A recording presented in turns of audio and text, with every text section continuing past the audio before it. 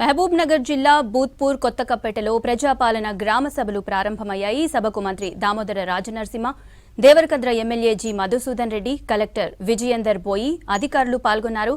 4 పథకాల అమలు కోసం నేరుగా ప్రజల నుంచి వివరాలు సేకరిస్తున్నట్లు తెలిపారు అధికారులు. అర్హులందరూ తమ వివరాలు నమోదు చేసుకోవాలని సూచించారు.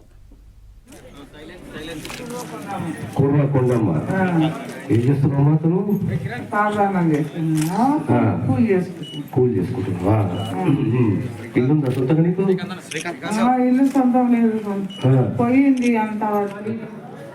6 గ్యారెంటీలే గాని ప్రత్యేకంగా తెలంగాణ రాష్ట్రంలో పేదలకు ఇల్లు ఇవ్వాలి, పార్టీలకు అతీతంగా వర్గాలకు అతీతంగా అర్హులకు అందరికీ కూడా ఇల్లు ఇవ్వాలి, ఇళ్ల జాగాలు కేటాయించే ప్రయత్నం చేయాలి.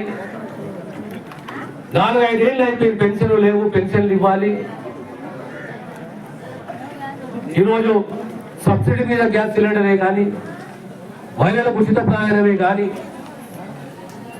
200 యూనిట్ల కరెంట్ ఉచితమే కానీ, ఇవన్నీ ఒకేత్తు అయితే రాబోయే కాలంలో పేదలకు ఇల్లు ఇవ్వాలి. ఇందులో రాజకీయాలు లేవు, వర్గాలు లేవు, ఖచ్చితంగా అర్హత ఉన్నది.